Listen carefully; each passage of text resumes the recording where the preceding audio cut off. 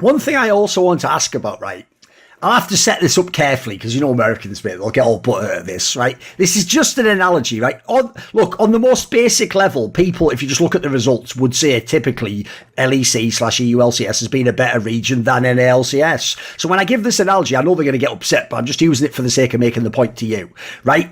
When people hear, like, this guy was a top player in Europe and he's gone to NA, the first thing they all say, if they're European, is like, lol, it's just going to smurf on him, they're all piss low, lol. But as you've noticed, there are tons of really good European players who had, like, maybe they had, like, just a totally bad time, or they had like one good split, one bad split, like Featherven. There's a whole bunch of big names we've sent over there. And here's the thing, the reason it's complicated is because then people go the other way. Then the NA fans, when they do badly, go, see, that guy was overrated, he was never that good. And it's like, to me, it's both, it's not one or the other. Like, clearly that guy was amazing in Europe. Like, oftentimes they even go back to Europe, like Featherven, and are really good again. So you can see it can't just be that the player was bad. But at the same time, I don't accept the idea that, like, the region's just bad and you got bad. Like, so the analogy would be this, right?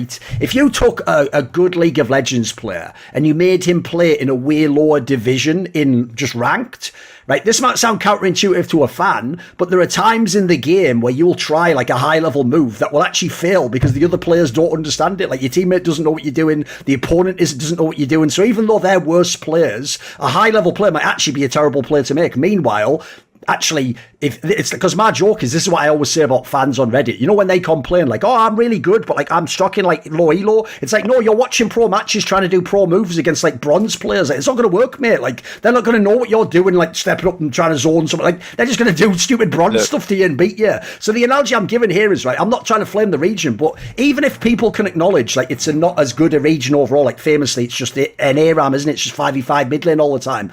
It can still be difficult to adapt to that, though. I'm sure it's a very different way of playing League of Legends. What do you think? Well, I do think the thing is, for example, when I came back to Europe in summer split, I actually did feel like the junglers in NA were better, you know. Okay. And I don't think NA is that worse than Europe, you know. I don't even think they're like that bad. I think like the top teams are more or less on the same level as the one in EU. I think the middle of the pack and the bottom tier teams are worse than the ones in EU. But I think the problem NA has is mostly like the player base, and obviously like the ping is an issue, but I don't think it's like as big of an issue as people make it seem. Because like now they got the champions queue, which yes, like for me like that thing is like not that beneficial. Because, you know, you get to play against pro players, which is nice. You know, you get good practice. But I also value a solo queue in the sense that, you know, playing against one trick that, you know, maybe it's a matchup that normally you think, oh, like you play against, you know, Heimberding or whatever, and you think like this champion is fucking dog shit, but the guy beats you, you know, like, yeah, maybe it's the champion. But like, I do feel like there is like some value that you can still take from solo queue and from one tricks, you know.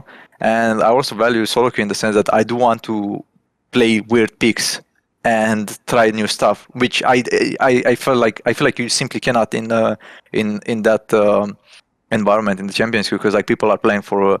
They want you to play like a pro meta, right? They don't want you to do some silly pick that no one else plays. Like imagine, you know, I play with Beerson, Whippo, like all the big names, right, in a Champs queue, and I'm here playing like Garen, you know, and we lose the game. What do you think is gonna happen after the game? I'm gonna get like, maybe they're not gonna flame me directly, but they're like, I already tainted their picture of me in their head, you know, because like we lost that game. So you've got to try hard for your life, and you've got to play the same champions over and over again, which I don't think is like good. Like, yeah, sure, I'm gonna play like the 100th game of Viego. Like, it's not like you don't play for improvement at that point. You just play for elo, you know. And that's why I value solo queue, and I think like the EU solo queue is not that great, you know, but I think it's still better the NA one, because you just play against a lot of weird picks, and you know you can still like practice your own weird picks. Want to see more cool, funny, interesting clips based on topics from my content? Well, subscribe to this channel then, or you know, be a pleb and don't.